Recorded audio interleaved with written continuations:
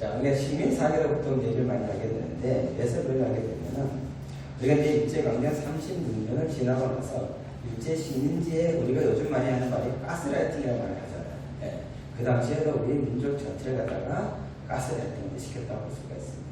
그 과정에서 식민사회라고 하는 것이 이제 형성됐다고 볼 수가 있습니다.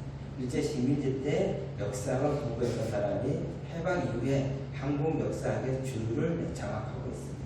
가장 대표적인 인물이 이제 여기다 나오지만 이병국 이런 인물이거든요.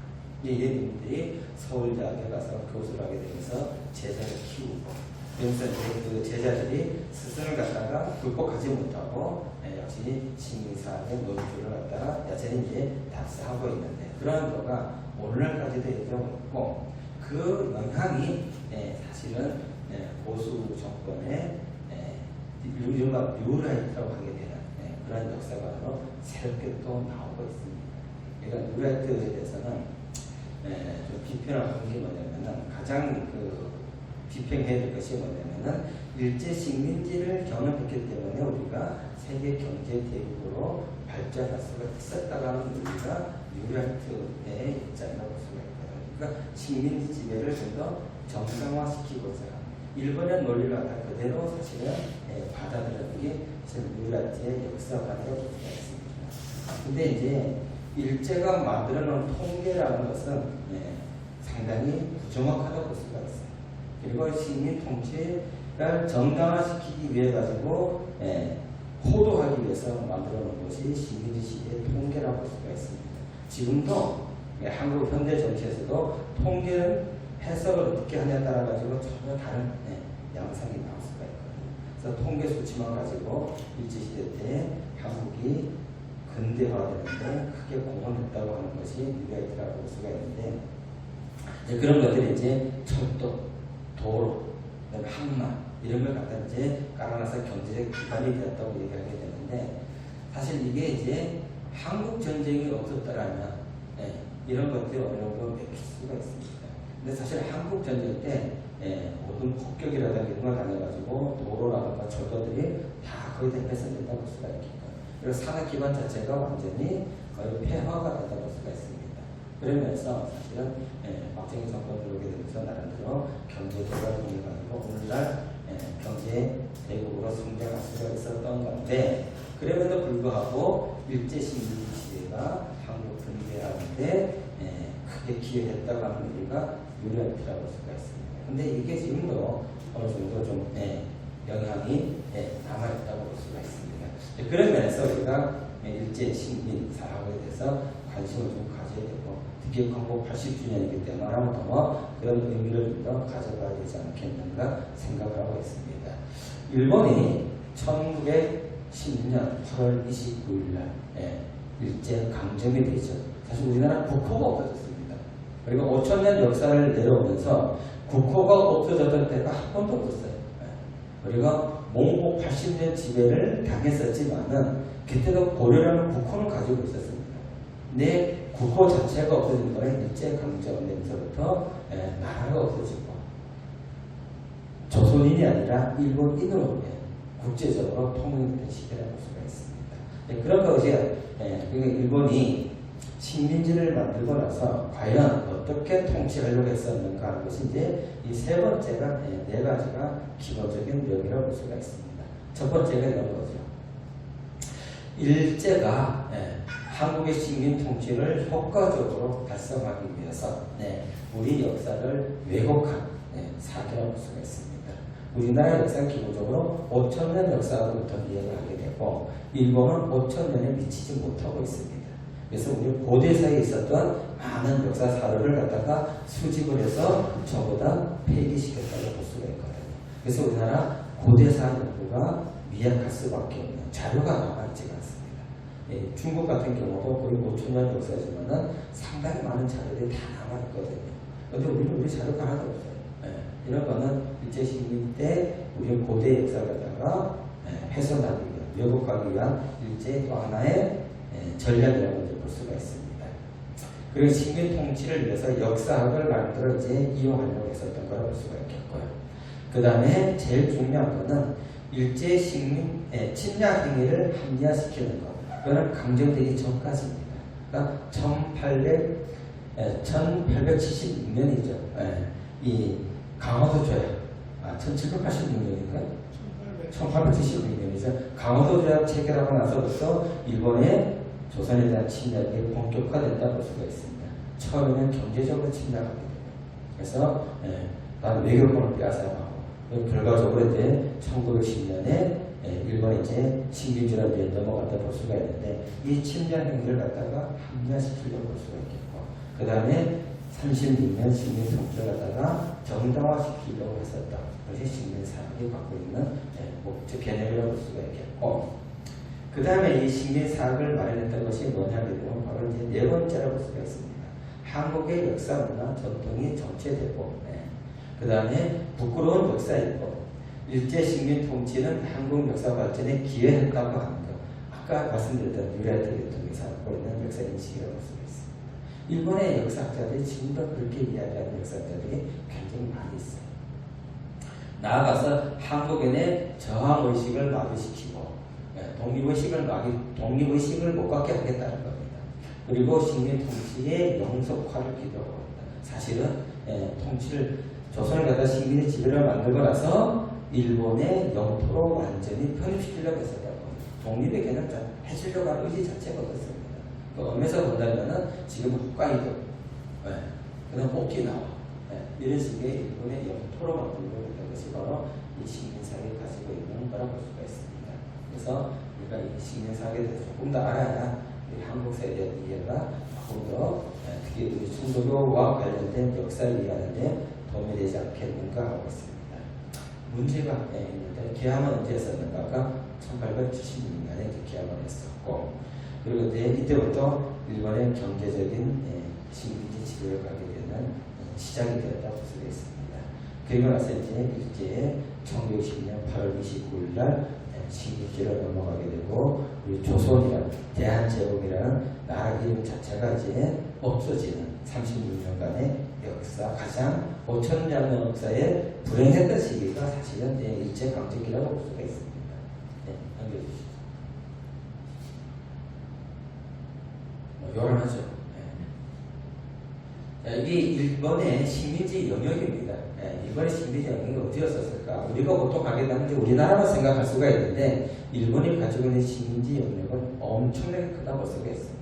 아시아에서 유일하게 제국주의가 됐었고 식민지를 가지고 있었던 나라가 일본이라고 볼 수가 있습니다. 그래서 일본은 지금도 제국 국가로서의 시각을 가지고 긍정하기 때문에 조금 더 시각이 좀 더 크다고 볼 수가 있습니다. 제국주의를 가지고 있는 경험이 있었기 때문에 우리는 이제 그러면서 보다 이제 세계를 보는 관점이라든가 이런 데서는 일본보다 떨어질 수밖에 없지만은 일본이 가지고 있는 식민지 영역은 자 여기 선이 있죠. 이 선이 가지고 있는 전체가 일본의 영토였습니다. 해방하기 직전에. 그러니까 가장 먼저 일본의 식민지로 갔던 데가 바로 홋카이도라고 할 수가 있는 거예요. 그 다음에 이제 아이누족이라고 해서 이제 홋카이도가 가장 먼저 일본의 영토가 되고, 그 다음에 이제 여기는 오키나와가 이제 일본의 영토가 되고 있습니다. 그 다음에 일본의 식민지가 되는 것이 우리가 많이 알던 이 대만입니다. 대만은 1895년에 일본의 식민지가 돼서 1945년에 같이 해방이 됐습니다. 근데 대만은 지금도 일본의 식민 지배 받았던 것에 대해서 긍정적인 평가를 하고 있어요. 우리하고 조금 다릅니다. 그럴 수밖에 없는 게 대만은 이미 서양 백인들에 의해 가지고 네덜란드라든가 그 다음에 프랑스가 거기에 식민지 지배를 오랫동안 받아왔었어요. 그리고 나서 이제 황제 민족이라고 할 수가 있는 일본의 식민 지배를 받았었습니다. 그래서 백인에 대한 것은 상당히 이미 식민지 역사가 오래됐었기 때문에 일본의 식민 통치를 받는 것에 대해서 그렇게 부정적이지 않았다고 볼 수가 있어요. 그리고 오히려 대만 경제를 발전시키는데 기여했다고 많이 보고 있습니다. 그래서 대만 총통을 했던 사람이 제2의 일본인이라고 이렇게 할 정도로 일본에 대해서 긍정적인 평가를 받고 있는 것이 대만이라고 볼 수가 있습니다. 그리고 나서 1931년에 만주 사별을 하게 되죠. 만주 사별을 하고 나서 이 일대 만주국을 만들고 나서 일본의 영토가 된다고 볼 수가 있습니다. 그리고 이제 1937년 중일전쟁이 일어나게 되죠. 중일전쟁이 일어나게 되면서 일본, 중국 본토를 갖다가 남경을 중심으로 해가지고 이 하이난도 섬까지 전부 다 일본이 차지했다고 볼 수가 있습니다.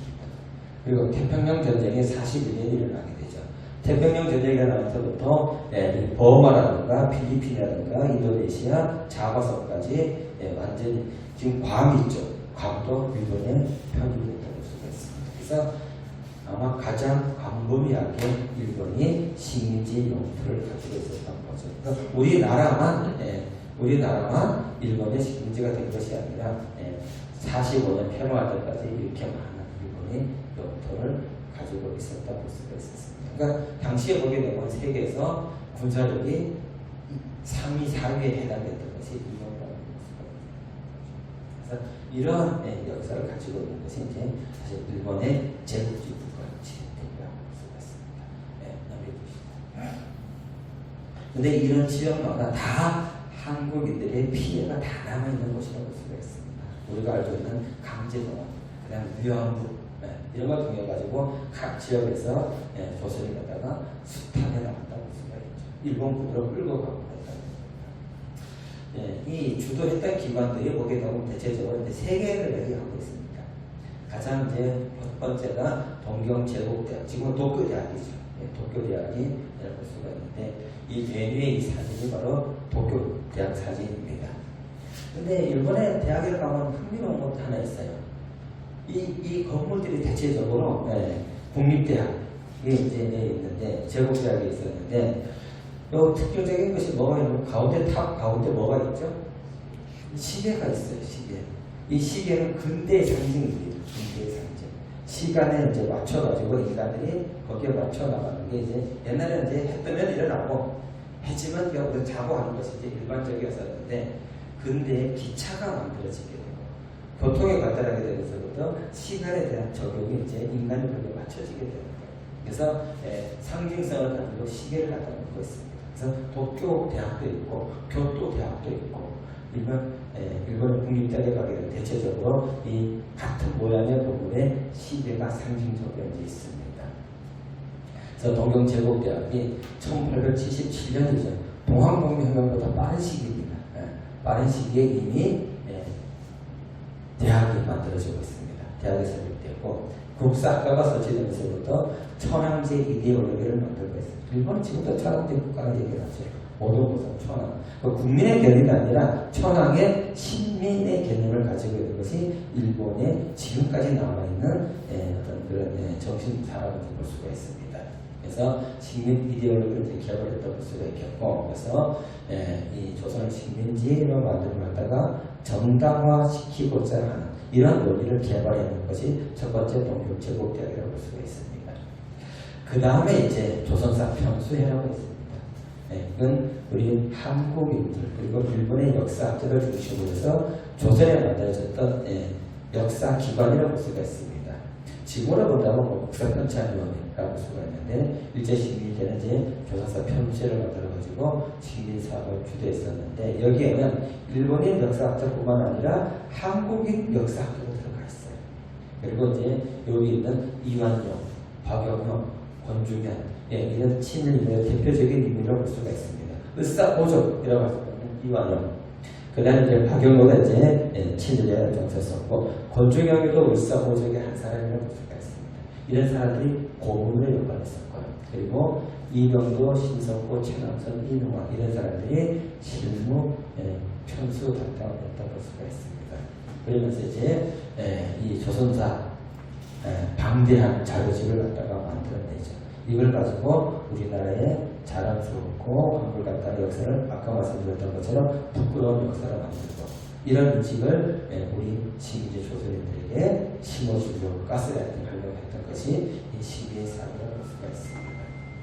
자, 그리고 나서 이제 경성제국대학을 이제 만들어지게 되죠. 우리 식민지 시대에 고등교육기관이 없었습니다. 대학이 없었어요. 일본인은 조선을 갖다가 우리 한국 사람을 조금 더 쉽게 통치하기 위해서 고등교육기관을 안 만들었어요. 대학을 안 만들었어요. 그리고 실업교육만 시켰었습니다. 그러다 보니까 우리의 의식이 있는 사람들이 우리도 대학을 돼야 되지 않겠는가 해서 전개된 것이 밀립대학 설립운동이라고 볼 수가 있습니다. 그래서 각 지역에서 돈을 모아가지고 우리 스스로 우리 민족의 정체성을 만들려고 하는 대학을 설립하게 되니까 일제가 이걸 갖다가 결국 못 만들게 하죠. 그리고 대학으로 만든 것이 바로 경성제국대학이라고 볼 수가 있습니다. 이 경성제국대학은 누구만 들어가느냐? 대체적으로 친일적 성격을 가지고 있는 인물만 들어갈 수가 있는 것입니다. 일본인과 그 다음에 이제 친일파의 자제들 그리고 또 이제 여서 공부했던 사람들이 대체적으로 친일파로 이제 성장해 나가는 그래서 이제 경성제국대학이라고 볼 수가 있습니다. 그래서 이제 경성제국대학이 이제 만들어지게 되는데 요 밑에는 이제 경성제국대학 지금 종로호가 서울대학병원 있죠. 네, 서울대학병원 있는 자리가 바로 경성제국대학 자리라고 볼 수가 있습니다. 지금 뭐 관악산은 다 옮겼지만은 의과대학만 지금 이게 이제 남아 있는 것이 이제 경성대학이라고 볼 수가 있겠고. 요 두 인물이 우리나라 일제 강점기 시대 3대 천재라고 불렸던 인물입니다. 바로 이광수, 최남선 두 사람이라고 볼 수가 있습니다. 이 두 사람은 우리나라의 독립선언서를 갖다가 기초한 인물입니다. 이광수는 28 독립선언서를 갖다가 기초했다고 볼 수가 있겠고, 최남선은 3.1운동의 독립선언서를 갖다가 기초했던 인물이라고 볼 수가 있습니다. 그러니까 우리나라 독립선언서를 갖다가 기초했던 상징성 있는 두 인물이 사실 일제 친일 인물로 전락을 했다고 볼 수가 있습니다. 안타까운 역사 중에 하나를 볼 수가 있습니다. 여기가 이광수고 여기가 최남선입니다. 저도 가끔씩 헷갈리더라고요. 밑에 이름을 안 다르니까. 하여간 이광수하고 최남선 두 사람입니다. 자, 그 다음에 이제 이 일본이 식민사학의 논리로 만들어낸 것이 보통 네 가지로 언급을 하고 있습니다. 네 가지로 언급하고 있는데 첫 번째가 일선동조론입니다. 한자로 생각하면 가장 간단해. 일자는 일본은 일본을 의미한다고 볼 수가 있겠고요. 선자는 조선의 선자를 따는 겁니다. 그리고 동자는 한 가지 동자. 그 다음에 조자는 하나님 조자, 조상. 그래서 일본과 조선의 조상이 같다고 하게 되는 그런 논리를 갖다가 만들어냈던 것인데 이게 대체적으로 3.1운동 이후에 만들어지게 되는 걸 볼 수가 있습니다. 그래서 한국과 일본이 동일한 조상으로부터 혈통을 이어받은 근친 관계이다. 그래서 일본이 형이 되고 그리고 조선이 아우가 되게 되는 이런 관계로 역사가 완전히 거꾸로 뒤바꿔놨다고 볼 수가 있어요. 우리나라의 역사가 오래되어 있는데 그럼에도 불구하고 단군의 역사를 지우려고 하게 되고 단군 대신 두고 기자 조선을 띄우려고 했던 것들 이런 것들이 이제 한국의 정체성을 갖다가 훼손시키려고 하고 외국 기자에서 지배받던 그런 역사를 만들어보려고 했던 걸 볼 수가 있습니다. 그래서 일본의 건국신이라고 할 수가 있는 천조 대신 아마테라우스라고 보통 이제 부르는데 이 아마테라우스가 적자고 우리 단군은 서자라고 얘기를 하고 있습니다. 그래서 적자와 서자 관계를 만들고 적자가 서자의 나라를 지배하는 것을 갖다가 당연하게 생각하고 이걸 받아들여야 한다고 하게 되는 그런 논리를 만들어야 것이 일선동조 논리를 볼 수가 있는 거죠. 그래서 신라시대부터 일본의 신입구순이 한국의 건국 시조가 되었다 이렇게 얘기를 하고 있고요.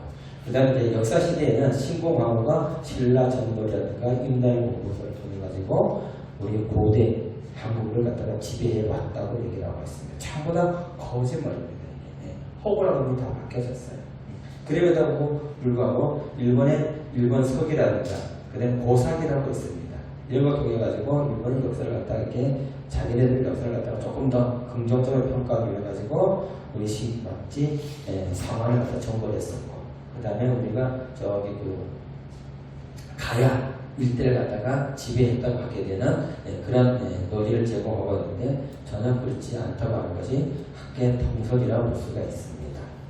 그래서 이러한 일선 동조를 3.1운동 이후에 등장했는데 3.1운동이 왜 일어났느냐?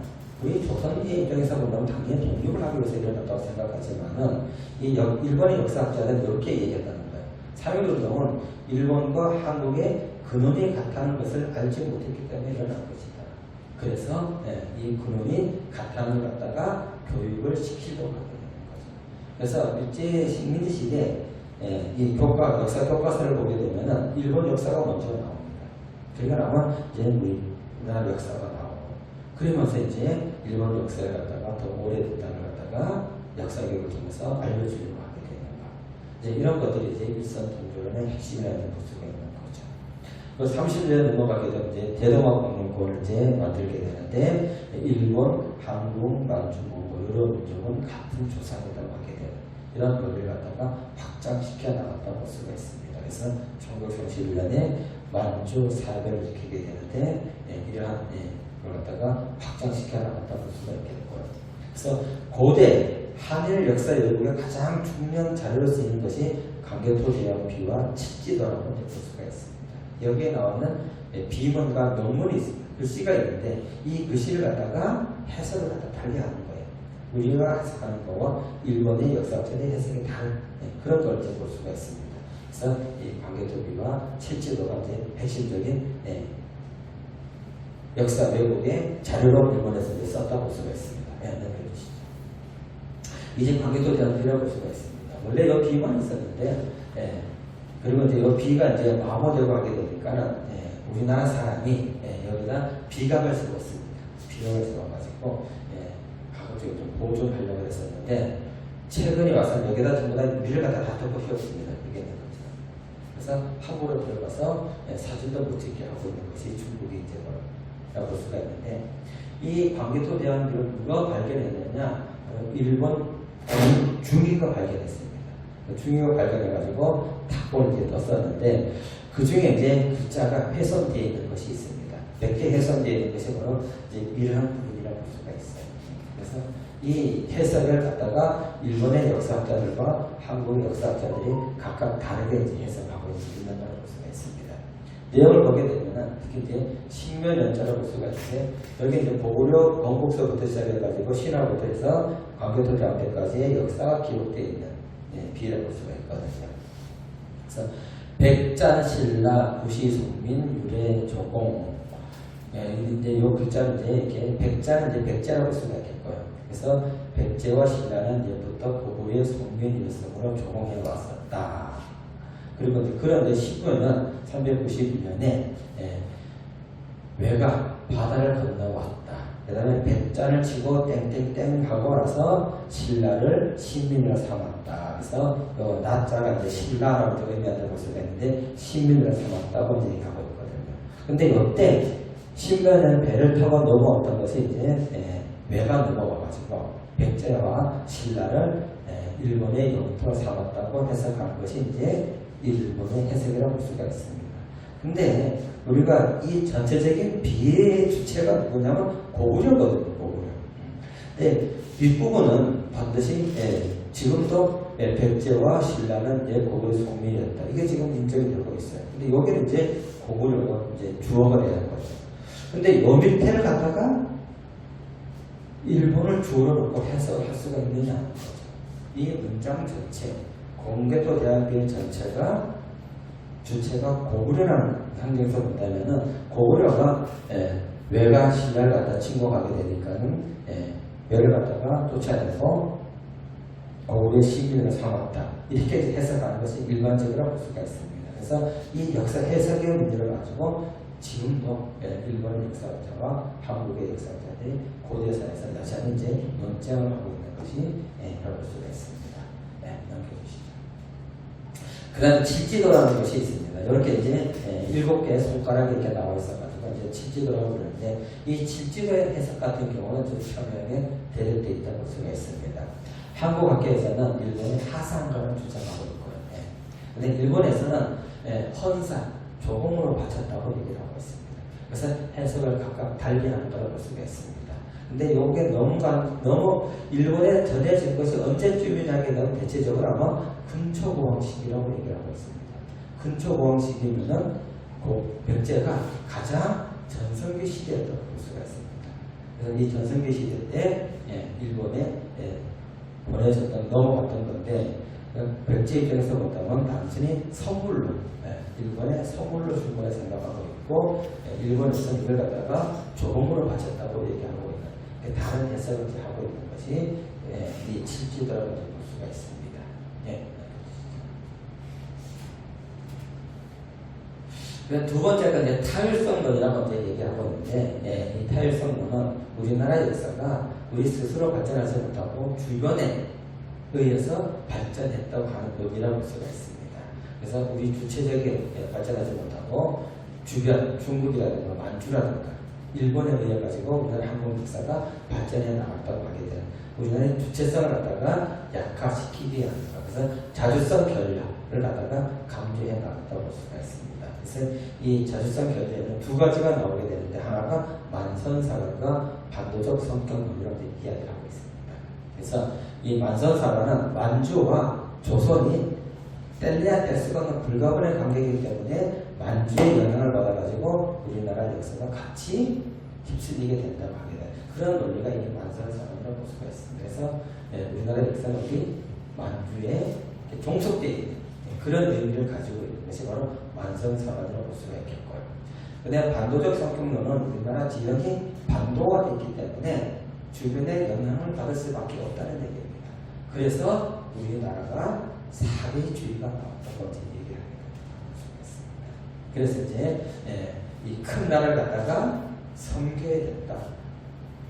근대 이전에는 중국이 컸기 때문에 중국을 섬기고, 근대 이후에는 일본이 더 커서 제국주의 국가가 됐으니까는 일본을 갖다가 섬겨야 된다고 하게 되는 논리가 바로 이 사대주의 논리라고 볼 수가 있습니다. 이 사대주의 논리는 약간 이제 역사적인 오류가 좀 해석이 문제라고 볼 수가 있습니다. 특히 조선이 건국했을 때 사대주의, 중국에는 사대하고 이웃 나라는 사회적게 지내는 교린 정치가 들어왔다고 볼 수가 있습니다. 외교 정치가. 여기에서 이걸 가지고 이제 일본에서는 이렇게 역사를 갖다가 왜곡한다고 볼 수가 있습니다. 이 사대라는 건 다시 외교의 문제지 국가 정체성이라든가 이런 거와 전혀 관계가 없음에도 불구하고 이 외교와 관련된 걸 갖다가 전체 전반적으로 역사를 해석하려고 하는 것이 바로 이 타율성론이라고 볼 수가 있습니다. 넘겨주시죠. 그 다음에 정체성론, 저 30호까지 끝내려고 요 신민 사관만 얘기를 하고 있습니다. 이 정체성론 같은 경우는 우리가 이제 운전하다 보게 되면 차가 가다 보면 서 있잖아요. 그래서 한국 역사가 어느 정도 발전하다가 더 이상 발전하지 못하고 한 군데 머물러 있다고 하는 논리입니다. 근데 그 논리를 발전시켜 주는 것이 바로 이제 일본이 이제 발전시켜 준다고 하는 거라고 볼 수가 있습니다. 그래서 우리나라 역사가 능동적으로 발전하지 못하고 한 곳에 머물러 있었다고 하게 되고요. 그래서 매우 후진적이다 이렇게 이야기하고 있습니다. 그래서 일본은 제국주의 국가가 됐기 때문에 선진적인 역사를 갖고 있고, 우리는 식민지 지배가 식민지가 됐었기 때문에 후진적인 역사를 갖다가 강조하고 있는 거죠. 그래서 세 번째 이러한 얘기를 하고 있습니다. 한국이 후진국이기 때문에 일본의 식민 통치를 어떻게 당연하게 받아들여야 된다. 이게 제국주의 논리라고 볼 수가 있는 거죠. 근데 이걸 갖다가 이제 끊임없이 우리 한국인들에게 교육시키려고 했던 것이 제36년 동안의 역사 교육의 과정이라고 볼 수가 있습니다.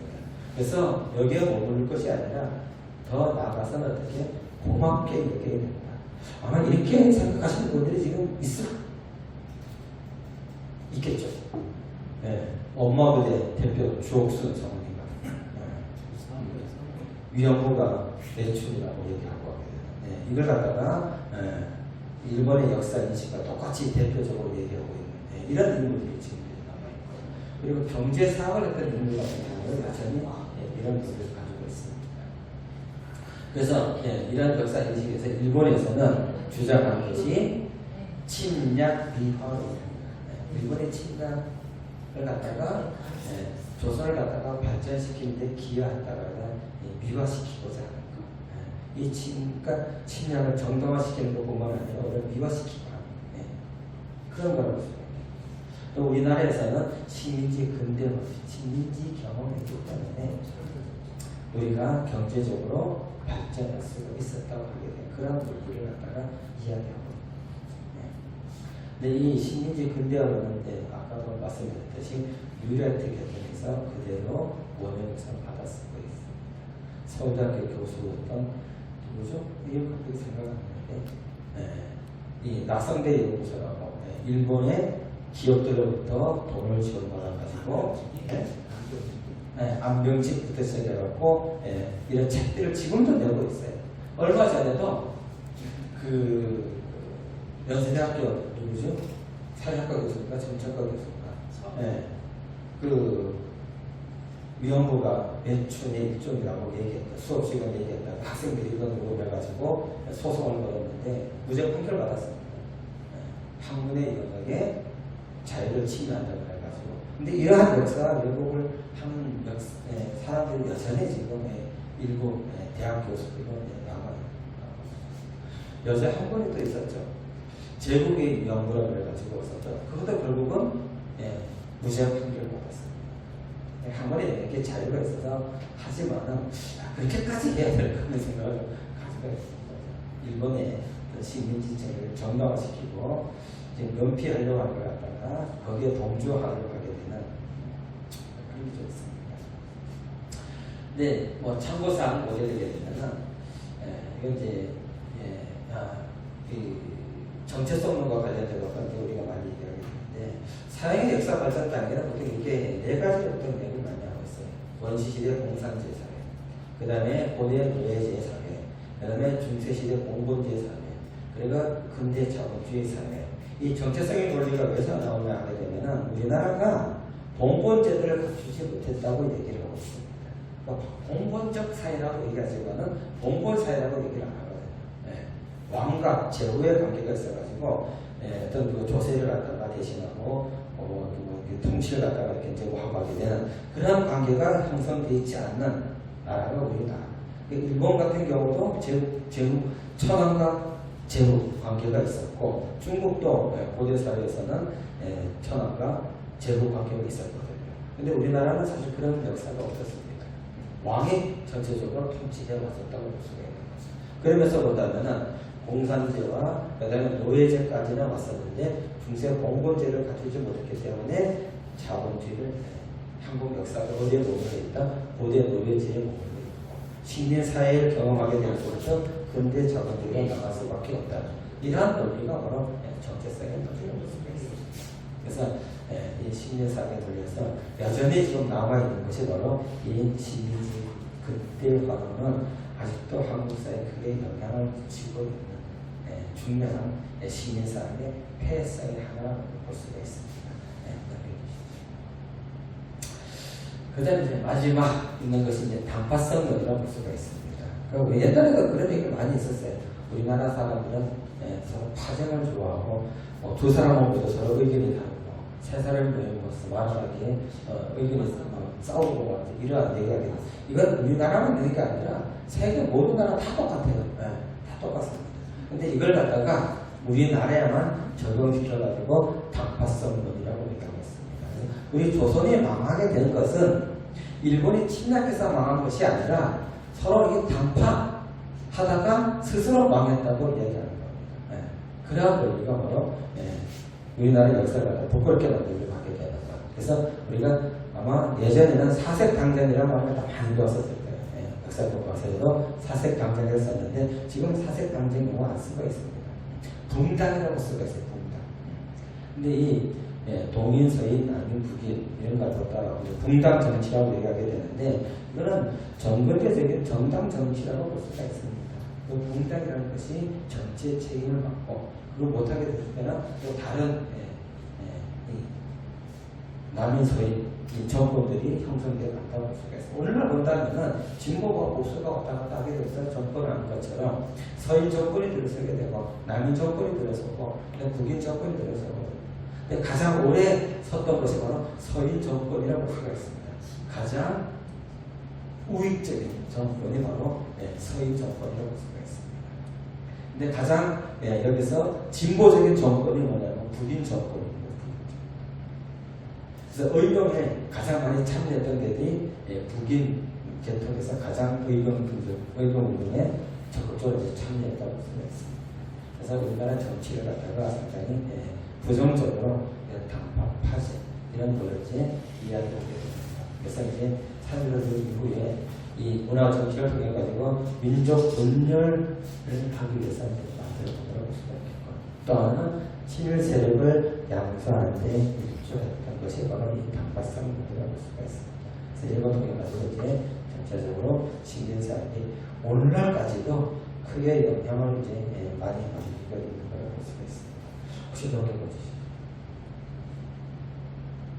예, 다음 이제 민족사학 이건 이제 다음 시간에 이거에 대응해가지고 우리나라 역사학자들이 과연 어떻게 우리의 적재성을 찾아가려고 했었는가 하는 것이 이제 흔히 얘기하는 이제 민족사학이라고 볼 수가 있습니다. 그래서 반치민주의 역사 이렇게 얘기하고 항일운동, 독립운동이라면서 민족의식, 독립의식을 고취시키려 된 것이 바로 민족사학인데 이거는